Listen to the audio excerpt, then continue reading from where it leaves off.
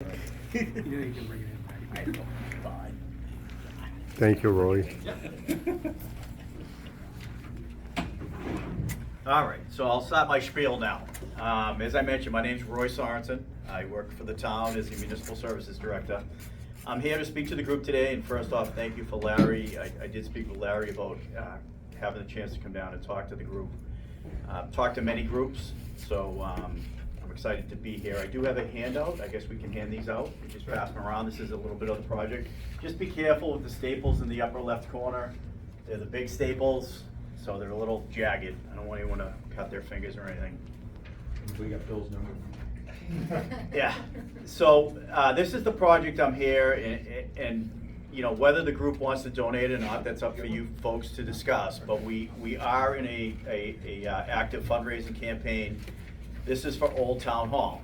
This is also where we house the museum, the history of the town. And what we did, this building, which falls under the purview of my department, under town buildings. So as part of the overall budget that I oversee, that is town buildings as well, and they are historical buildings. So the historical buildings in general, they're not large budgets, they're bare bones. Okay, basically you're paying for your electricity in the building, minimal upkeep, just enough to keep them up and running and in as much decent shape as you can.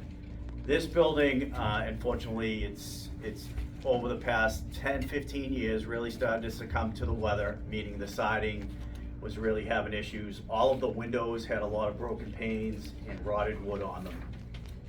So what we did a couple of years ago is I was able to procure a grant from New Hampshire Preservation Alliance.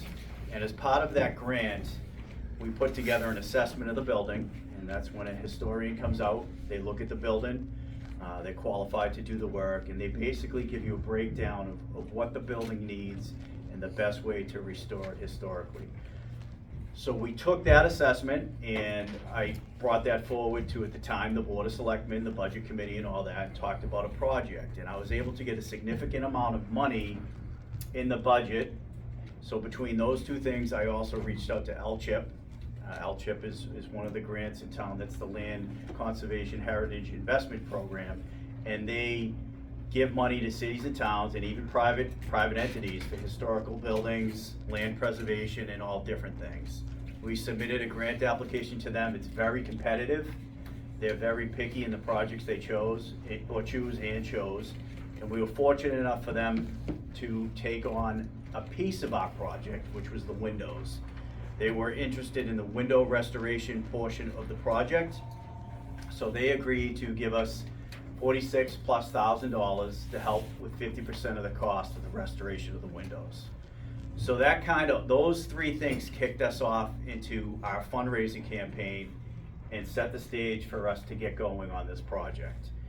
To date, we have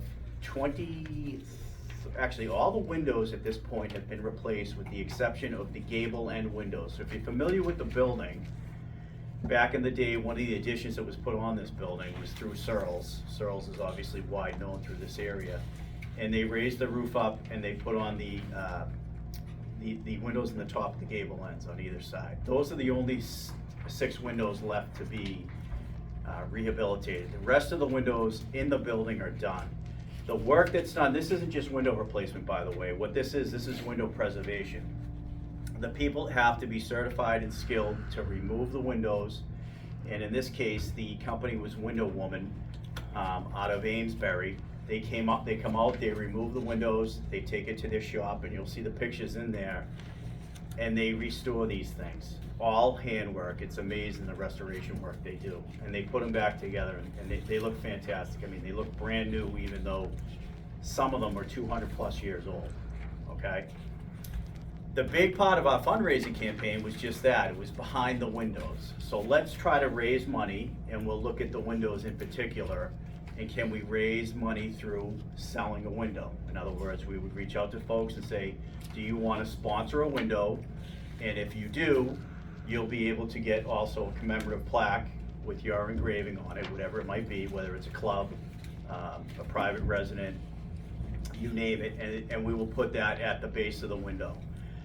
So that's why I'm here today. So The fundraising aspect to look at a window, the cost of a window is $5,000. So that's a big, heavy ask, but we have had, to date, 23 of the 27 windows have been sold. All right, we've had organizations contribute the $5,000, different clubs, Lions clubs, the veterans and things of that nature have contributed to date. So that's why I'm here today, to see if the group might be interested. Even if you don't want to do a window, that's fine too. We're still doing fundraising because the building needs many other repairs. The electrical work in the building needs a lot of work. We're currently have started that. There's interior work to the ceilings, some of the doors in the building, and we've been fortunate that the fundraising has already covered the exterior siding of the building. So we were able to replace the exterior siding and have the building painted. So the exterior of the building is in really good shape right now. So it came a long way quickly with the windows and the siding and the painting of the building, and now we're focused on the inside. If you haven't ever been to the building, they do offer tours. It's a fantastic building. You can see history of Salem in there from when the building was built back in the day. Doug, correct me if I'm wrong, 1758, I think. Is that right? 1738. It Close. started out in Methuen as the first parish of Methuen. Yeah. And they brought it up to Salem. Perfect. So this building's here before Salem's even a town. I was just Right. a kid. And it actually, I remember. it actually wasn't even the place it's in. Doug will tell you this as well. It was more closer to where the gazebo sits on the common right now. They moved it 100 years, so they moved it in 1838. They moved it to its current location. Went through a series of additions, and as I mentioned, Searles was involved at one point. It was kind of controversial from what I know from reading the history books. Searles said, I'll pay the money to do the work for the town because they were having a hard time generating funds. But he changed the style of building. It was a typical colonial building at the time, and he kind of added his features to it. Nonetheless, it's a very interesting building. There's a lot of history in it. Our Salem Historical Society and the Historic District Commission, we work with them closely on that whole historic area, all the buildings, the Alice Hall Library, Schoolhouse, the old hose house, so that whole general area, and the common itself. We have a lot of things going on in the common as well. We restored the cannons this year. Those are the two cannons that sit in front of the gazebo. That was another fundraising project we did. They came out fantastic. We actually planted a new Christmas tree on the common because the old Christmas tree, the old blue spruce, that's gonna come down. It's just not looking that great.